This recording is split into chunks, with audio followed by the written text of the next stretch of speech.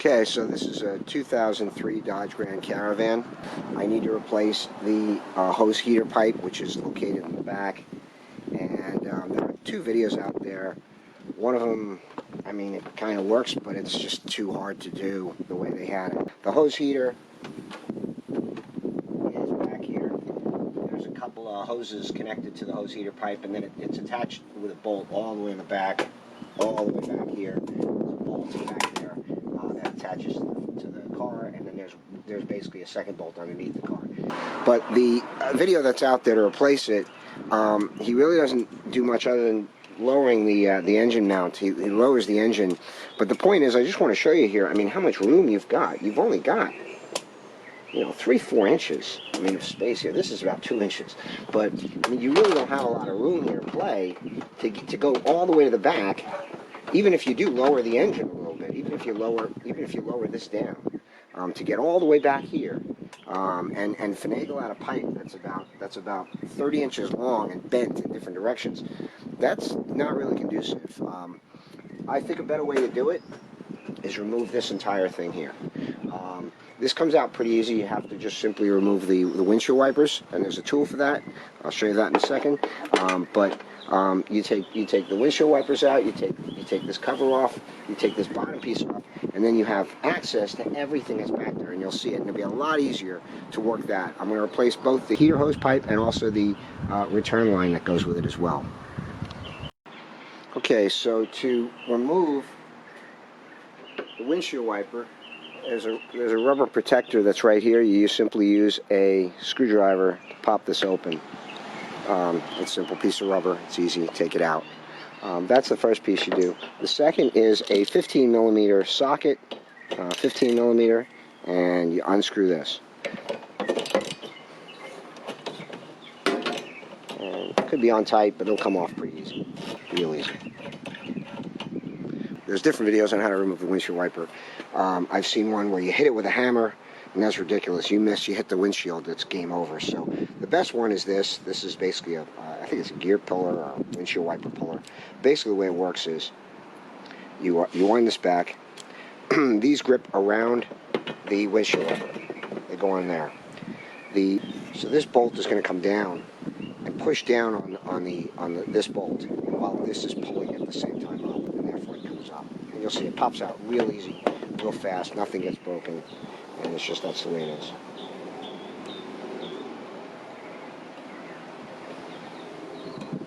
And that's it. Once you hear that crack, that's pretty much it. It just came right up. And that's it. Comes right off. After that, you have several Torx T25 screws that you need to take out with the Torx. And there's about, I don't know, 5 or 6 or so along here. Once you take that out, pretty much you can pop this whole thing right out. Underneath there will be some hoses you need to disconnect, but pretty much this will come out. You have to be careful pulling this out because you could break it pretty easily. So just be careful, don't bend it too hard. It's a little bit of a bit to finagle it, but once this is out, you're pretty much most of the way there.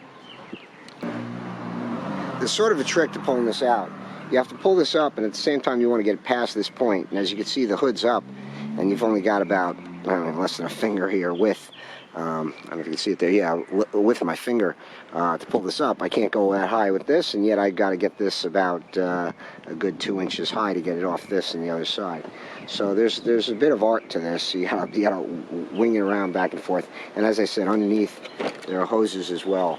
So you'll see. Like I said, you got to be really careful. You don't want to bend and break it. Otherwise, I learned to do with this.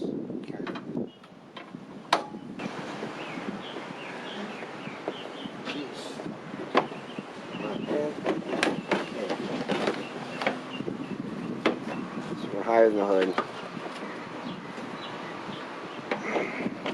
Jeez. That part's out. Let's get out. Just gonna pick that up.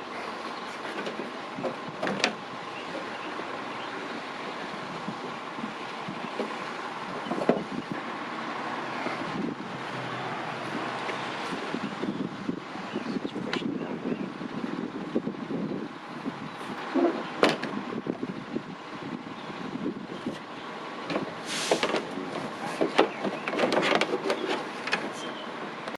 So like I said, it's a little bit of finagling once it's out.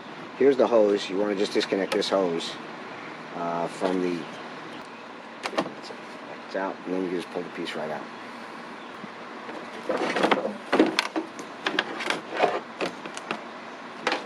Right out. Okay, so after that, what you need to do is basically undo the electric for this. This is the electric controller for the windshield washers. Simply lift this up, and pop it out. That's going to come out. And then you've got 4 bolts. One, let's see, 1, 2, 3 all the way at the other end, and there's a 4th one somewhere here. There's a 4th one right here, and they're 13 millimeter bolts.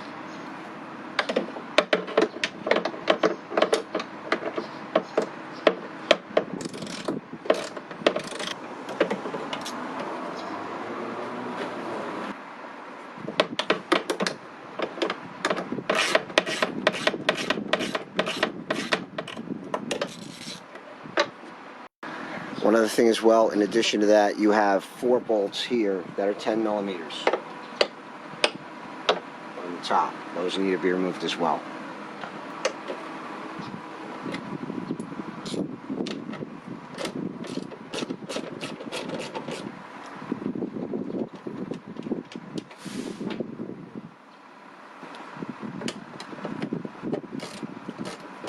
Okay, all the bolts are out.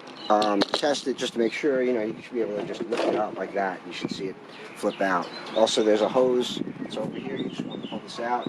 But other than that, it's completely disconnected. You got the electrical disconnected. You did all 4 bolts on the 13 millimeter bolts on the bottom, and all 4 10 millimeter bolts on top. All you need to do is lift these up. So they're out of the way. That's where you had your 10 millimeter bolts. And that's it. Now watch what happens. This whole thing comes right out. The whole piece comes right out, and so now that I've removed that, look how much room you have now back there, by the firewall to work with the car. And as you can see, you've got about at least 6 inches to get your hands in there, whereas before you had about 2. So you can really get in there real easy. Now you can do all the work you need to do very, very quickly. So right now I'm under the vehicle, forward. The forward part of the vehicle is the bottom of the screen. You're looking up. The radiator's in front of you there. You need to drain the radiator. So you got 2 options here. One is there's a stopcock right here, and this is the drain. And you just simply get a tube like this and put it into that little outlet right there, like that. Whatever. You get the tube in there to hold that, and then have that then go to a bucket. That way, you don't spill everywhere. If you just open the stopcock, it's going to fall down. It's going to fall down to this metal piece. You're going to have radiator fluid all over the place. Not really recommended. So you really want to direct this through a tube. Also, I've heard that these stopcocks can break and crack. So mine turns, so I'm going to do that.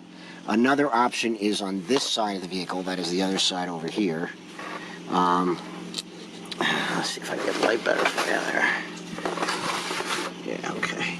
So there's a radiator hose that comes from the bottom of the radiator, goes under the engine, and then I've seen another old timer do this. He basically undoes this, pulls this out, and just basically drains it straight down, which is another option too. This will drain out probably a lot faster, and a little less messy. I got a little messy too, but it's a lot quicker, obviously, because this is a 2-inch hose, or 1.5-inch hose. So those are your 2 options on draining this radiator fluid pretty quickly. I decided to go with the stopcock there. I opened it up, and it's draining out right now. You can probably hear it. And I'm going to open the radiator to allow it to flood out faster. So once you have that done, simply pop this, releases the pressure. So as you can see, the radiator cap is now off, and it's coming out a lot faster. It's draining quicker.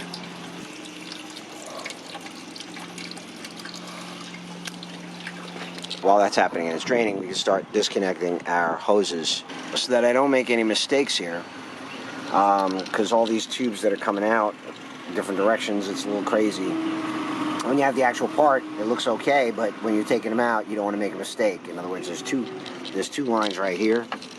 You don't want to mistake the top and the bottom. So what I did was I used electrical tape. I have different colored electrical tape, and I marked it both on the tube here and also on the actual rubber hose. So I know which one. Yellow should match yellow, purple should match purple, green, and orange to orange. Alright, so I've got 3 of the hoses off so far. The yellow one, the purple one, the orange one, and now I'm getting the green one. You need probably a small screwdriver, and you got to wedge these things out. They're probably burned in pretty good. It was a bit of work to get them out, so it doesn't matter, but I mean, to do it the way the guy had it in the previous video, I mean, you'd be fighting with very little amount of space here to get your hands in, so it's much better to have all this space up here. Alright, all 4 hoses are now removed, and so now all I have to do is just undo the bottom, the 2 hoses on the bottom, and then I'll start undoing the bolts. That's the bolt, as you can see. You can get it out very easily, and there's the one on the bottom that's going to come out very easily, and then this thing should just come right.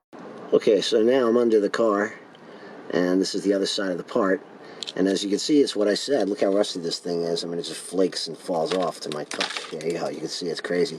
So I'm going to undo these 2.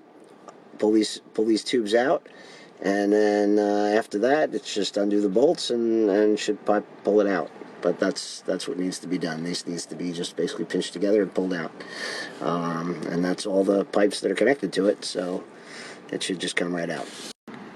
So while I was, that way better for you, right? While I was basically taking off the clips, the rust was flaking so much that it busted a hole right through it. And so my timing was fortuitous. I obviously did this just before all hell was going to break loose.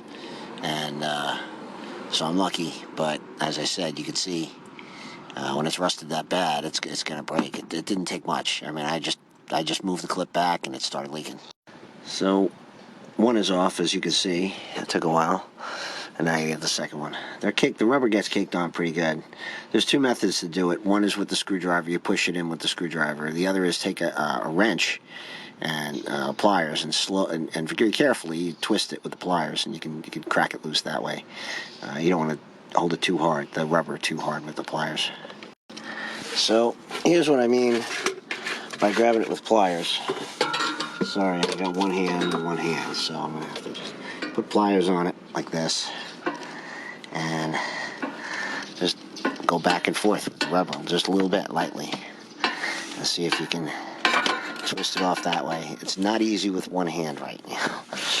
But eventually you hear a crack of the rubber. The rubber goes crack. You need to do this after you use a screwdriver. So first use a small screwdriver, get in there, work it out, stretch the rubber a little bit. And then if you stretch a little bit, you should be able to turn this so that it just cracks free. Okay, so I removed the bracket bolt that's there. It's 10 millimeter. That was removed. That was easy, obviously. Okay, so the return, what I call the green here, this is the return. The return's down here, and go straight down that way. There's 2 bolts holding that return in. I'm gonna replace the return as well. So one bolt, the return is this. This is the green here. This is the return here. I'm pointing that at. Hopefully you can see it. And then directly under my finger, directly under it, is the bolt. It's really hard to get to, and you're going to have to remove this. This has got to come out. There's a bolt right here that, there's a bolt right there that's holding this whole piece in place. You just got to pull it out and get out of the way. That way you can get access to it. Otherwise it's going to be a nightmare. Okay, so I moved the base that holds the battery up and out. I also moved this piece forward. Now you have access to the bolt down there.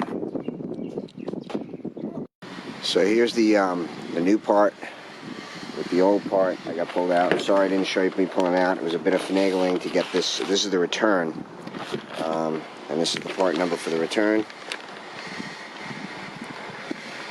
And so this is just the hose, but apart from that, that's the return pipe. The return pipe's in pretty good condition. Still, I was just doing it just because it was a bit of a bitch. This is a 10 millimeter bolt. Next to this bolt, when you go in the car, there's an 18 millimeter next to it and a 10. Don't go for the 18, go for the, I took the 18 out, but it's a 10. It's a real pain in the ass to get to. I'm sorry I couldn't show you guys because I couldn't hold the camera at the same time. There was just no way, and it was really deep in the engine. It's really difficult to get to. There's another video where the guy pulls out the return and shows it to you. But that's the return. And this is a 15 millimeter bolt here. That's going to be on the bottom. So that's the 15, that's the 10. Right?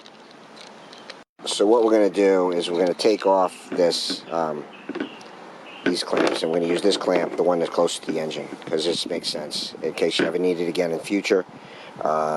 It just makes sense, and it's also easier to take off. Okay, so it required a little bit of finagling to get this thing moving around, but it's pretty much there and in position. I marked it with the green. I marked it with the green tape so I know which one's which, and I just got, there you go, yeah, that's it, it's in, that's it. I just got to set it in place now. So that's the return. You want to do the return first before you start working with the heater hose, because the heater hose is going to be a, bag of worms. I couldn't leave the return on with the camera, so I'm sorry, but the return's back in place. The hardest part for you to do with the return on this return, the green one here, is there is a bolt, a 10 millimeter bolt, like you saw. It is, I'll point to it if you can see it. I'll use this. The bolt is in a really bad spot. It's directly behind this and under this. You see this 18 millimeter bolt that I'm pointing to down there. Maybe you can see it, maybe you can't. But it's if you can see this thing wiggling around here, okay, it's right there, and it's a really tough spot to get to. You have to kind of lay on the car to get to it. It's, no matter what you do, you got to do that. You definitely have to remove this. This has got to be, moved out of the way. There's no way around it. And I'm about to take out now this bracket, and then once this bracket's out, this whole thing should just lift right out. So we'll try and do this. This is a 10 millimeter bolt right here.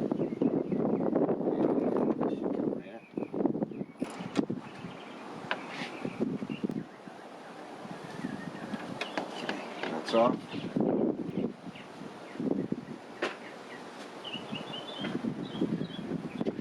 And let's see how this goes.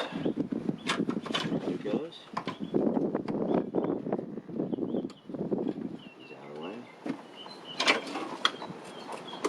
See how fast this is compared to that other video of the guy working it for an hour. Definitely not having that much trouble.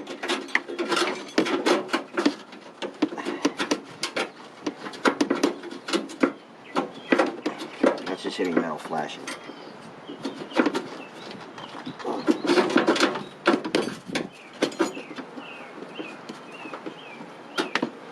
Hoses here, just knocking up with everything on this side and take all the hoses off. Bend it. Easy. Bend it. Come on. It's definitely cool. Got a flash here. That I see. It's coming out. Coming right out. Okay. That guy took 45 minutes. This guy, he took, what, a minute? Okay, so the bottom is the original, the top is the new part. I don't have the part number in front of me. It's a Dorman something. But you notice that it's black, the new part. It was originally silver and uncoated. And so I didn't like that because this part here is near the tires. It's on the bottom of the car, and you can see how much rust. Just look at this. So I decided to coat this. I use this stuff, this Krylon Specialty High Heat. I think I bought it in Walmart. I forgot where I bought it. But it's for basically grills and fire pits and things like that. So the temperatures that it's set for is way higher than the temperature of the car. But it's a coating, and it'll keep it from rusting for an extended period of time. And I figured I just don't want to go through this again. So I painted it two coats, I believe. And that should take care of it. You do it the night before with your part before you work on it. Okay, so let's get this part back in. Let's see how fast we can do that. So,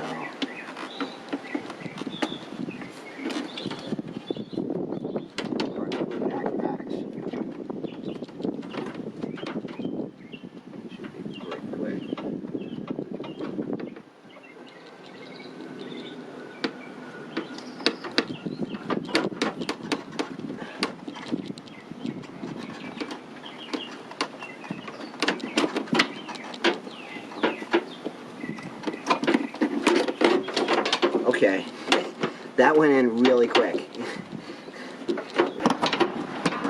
There it is. My mistake.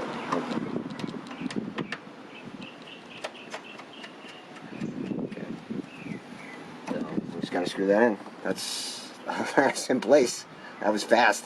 That was really quick. And then it's got its coating and everything. That's pretty nice.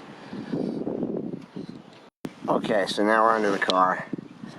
This is the that's the heater hose pipe. I put these on to attach these to them, and then I'm going to attach the bracket with a 10mm bolt up to there, and that's pretty much it. Now, let's see if we get the hose in.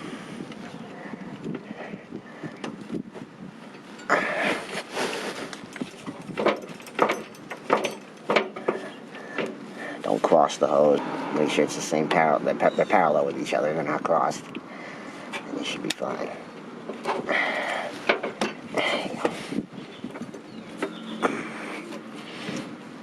There you go.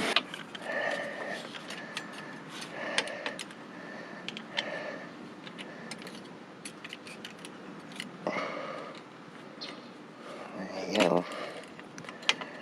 Right around it.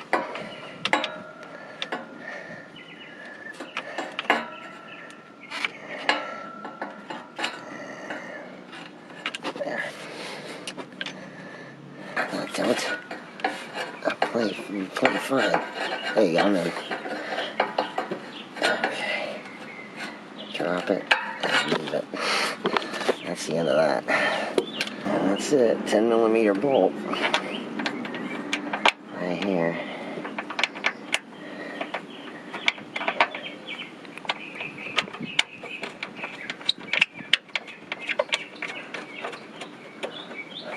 So the last part of it is putting these hoses back together, which, because I had colored them, purple, purple, yellow, yellow, orange, orange, now I know where things go, and that saves a lot of time.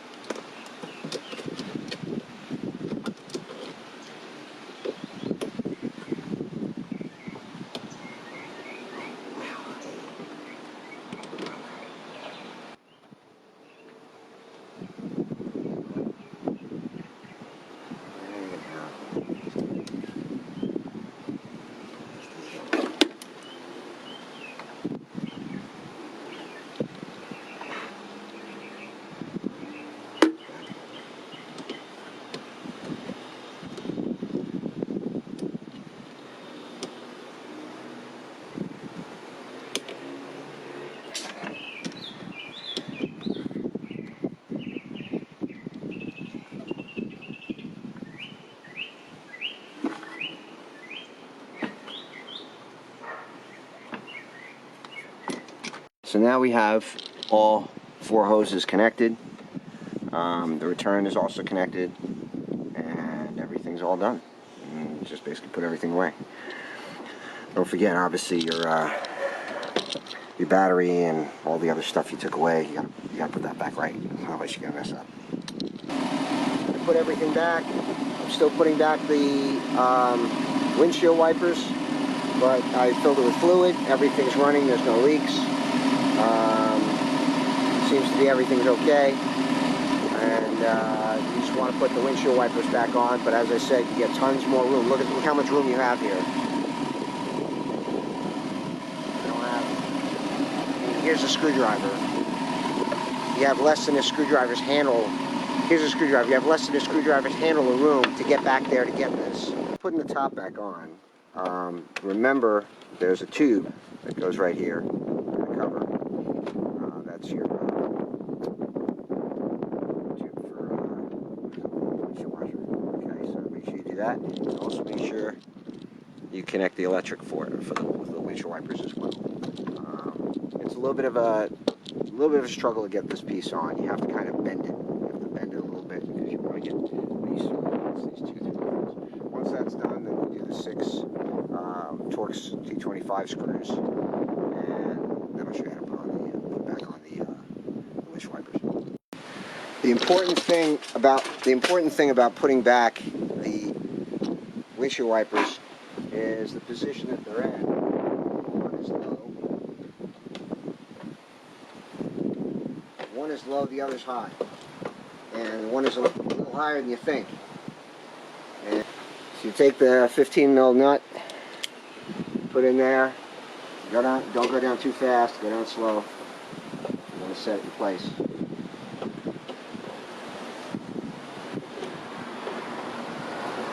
Once they're in, then test the windshield wipers.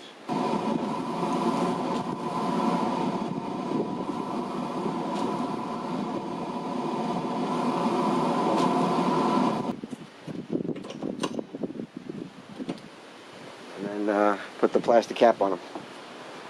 Plastic caps just snap. They just snap right on top.